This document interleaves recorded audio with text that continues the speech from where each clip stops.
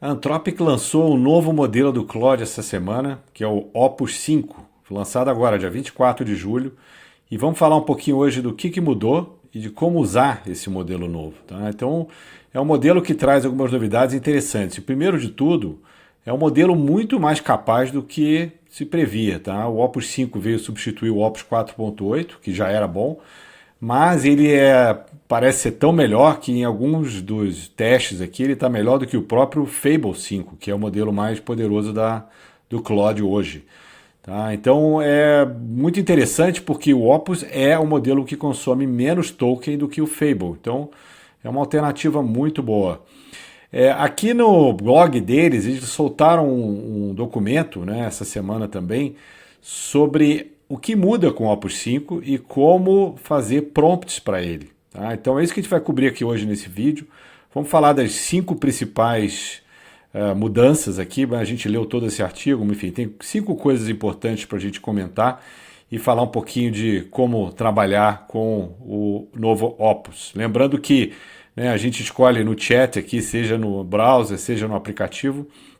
Aqui no chat é que a gente vai escolher qual dos modelos a gente usa. Tá? Então, eu acho que hoje, com essa melhoria do Sonnet, que agora também na versão 5, e o Opus, o Haiku quase que não é mais necessário. Tá? Talvez não precise mais ser usado. A gente tem hoje o Sonnet num custo muito bom e muito eficiente.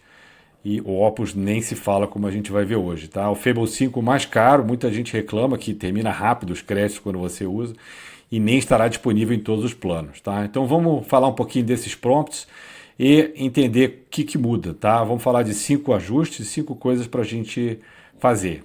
A primeira delas é realmente como que a gente vai usar de padrão. Tá? Eu acho que quem está no plano Pro hoje, que é o primeiro plano deles, que custa $20 por mês, seria bom manter o Sonnet como padrão, né, porque custa menos em termos de token, mas trocar para o Opus sempre que for necessário, quando for uma tarefa complexa ou achar que o Sonnet não está entregando. Tá? Quem já está no plano Max, como eu aqui, que é o plano mais caro deles, o Opus 5 pode ser o novo padrão. Tá? Então a gente recomendava usar o Sonnet, mas o Opus 5 com essa performance e esse custo pode ser realmente o modelo que você deixa sempre ligado, só precisa reduzir se for algo que realmente não seja necessário. Tá? Mas todos os trabalhos mais importantes usamos o Opus 5 e comparar ou pedir para o Fable 5 de vez em quando fazer uma revisão. Tá?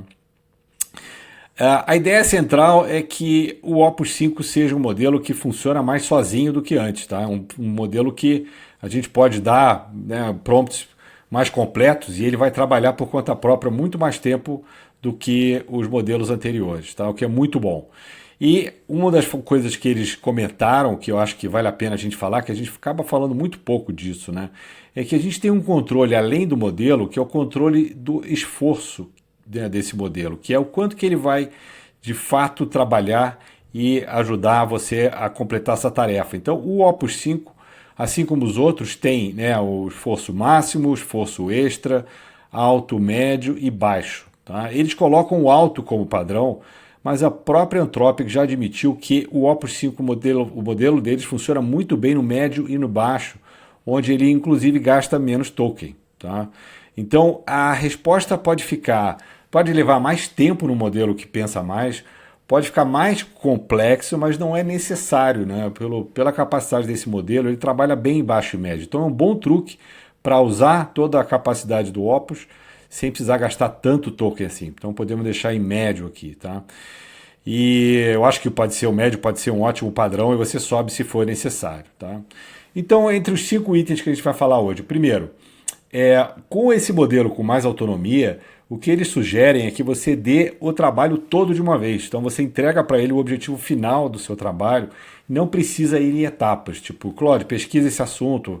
Claude, agora vamos trabalhar num documento. Então você pode já dizer, eu quero pesquisar tal assunto, quero criar tal documento, quero criar um site, quero transformar essa transcrição em uma apresentação, e você já traz o contexto inteiro de ponta a ponta, tá? E não precisa ir em etapas. Isso é muito bom. Outra coisa, pode dar liberdade, mas dê alguns limites claros. porque uma das coisas que acontece é que parece que esse modelo ele gosta de entregar mais do que você pediu e gosta de ir além, né? Gosta de ser super eficiente. Talvez o ideal seja você já dar liberdade, mas também limitar logo para ele não fazer mais do que precisa e acabar gastando muito token, tá? Em seguida, eu acho que a gente pode falar sobre como você quer a conclusão, tá? Na verdade, não é a conclusão do trabalho que ele vai fazer. No fundo, quando ele termina de trabalhar, você deve ter percebido que ele traz um report, né, um relatório completo de tudo que ele fez. E esse Opus especificamente, o 5, ele é mais prolixo, ele traz Às vezes a gente nem lê aquilo tudo, né? Ele vem e fala, olha, fiz isso, fiz aquilo, pesquisei isso, pesquisei... E vem um monte de informação e a gente, né, fica com aquilo tudo meio solto, acaba não lendo. Então você pode dizer para ele, olha, quando terminar o trabalho, não precisa explicar tudo, né? Termina só explicando o que você fez em 3 bullets, que eu acho uma boa ideia, ou, né, seja conciso no resultado do seu trabalho. E isso junta com pedir também o que você quer de output, né, de saída final. Então, no fim das contas, não quer dizer a resposta dele pode ficar concisa do que ele fez, mas você pode pedir, obviamente, para ele construir arquivos, ou não construir, ou fazer uma página, tantas palavras. Então, 2 coisas para a gente separar aqui. Uma é, né, pedir para a resposta final dele, né, para o resumo do que ele trabalhou ser curta, mas dizer ou não como você quer o resultado, o que ele produziu, né? Então, a resposta pode ser 3 bullets, como eu falei, e o material pode ser enorme, não tem problema. E nada disso está relacionado ao esforço, tá? Então você pode escolher um esforço baixo e ele trazer uma resposta longa e um trabalho complexo e também um retorno grande, mas no fundo essas coisas não estão correlacionadas, tá? Então o esforço baixo pode ter resposta longa e vice-versa, tá? Por último, não precisa pedir para ele ficar revisando o que ele já fez, porque esse já é o padrão do Opus 5, tá? Então, só para vocês saberem, ele quando termina o trabalho, ele próprio automaticamente revisa. Então, a gente vai gastar token desnecessariamente se a gente for fazer isso. Não precisa pedir isso. Tá? Então, o prompt ideal dele em 6 etapas aqui, né? Já defina o trabalho inteiro com o objetivo final, já dê mais contexto, como a gente sempre fala, né? Para quem é esse trabalho, quais fontes você quer que ele vá, qual que não quer que ele vá, justamente os limites aqui, que é o número 3, o que você não quer que entre no escopo para não gastar, né, token à toa, qual o entregável, né, e como é que você quer, e o que ele pode definir sozinho, e por fim, o que você quer de resultado. Tá? Vamos fazer isso rapidinho, na verdade eu já fiz aqui, né, um prompt justamente para fazer isso aqui, que é ler o guia oficial do Claude Opus 5, preparar uma sessão para a gente poder apresentar, entregar um roteiro em 5 blocos, colocar o limite, né, use somente as informações que estão no blog, tome decisões editoriais sozinhos e pergunte apenas se tiver alguma coisa importante. Tá? E no final, diga em 3 bullets o que você produziu. Tá? Então é esse que a gente vai conferir. E será que ele entregou tudo? Respeitou esse limite? Terminou de forma concisa? Né? Então, isso que a gente fez aqui, eu vou mostrar aqui a nossa sessão recente. Né? Nós fizemos fechar aqui o resultado final, fizemos exatamente esse prompt, né? E ele pegou a fonte oficial confirmada, né? O que é as novidades do Opus 5, e entregou com 3 bullets aqui a resposta do que foi feito, né? O roteiro de 8 minutos, resumo visual de uma página. Então eu pedi para ele ser conciso, né? Essa resposta aqui poderia ser longa demais, mas ele foi conciso aqui e deixou 2 notinhas no final dizendo que, né, eu não anexei nada, realmente não. E, enfim, nada foi publicado ou enviado. E aí ele criou os 3 documentos que a gente pediu, um roteirozinho, né, com os 5 blocos, tá vendo? Inclusive exatamente o que a gente acabou de comentar aqui. Ele entregou um resumo visual em HTML aqui do lado.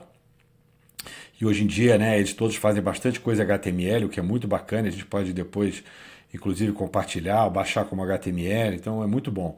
E é legal que ele trouxe alguns dados bacanas aqui sobre, né, os níveis de esforço, o quanto que gasta de token, deu um bom detalhamento aqui e no final criou um prompt para a gente reutilizar.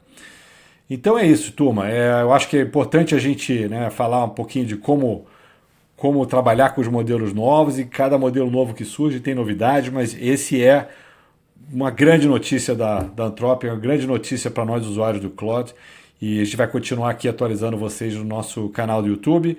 E quem quiser acompanhar também pelo site da Limiar, limiar.ai, a gente tem cursos, a gente tem trabalho em company e temos uma newsletter gratuita que é enviada todo dia com todas as novidades, inclusive novidades como essa. Basta se inscrever de graça lá no nosso site. Tá bom? Obrigado e até a próxima.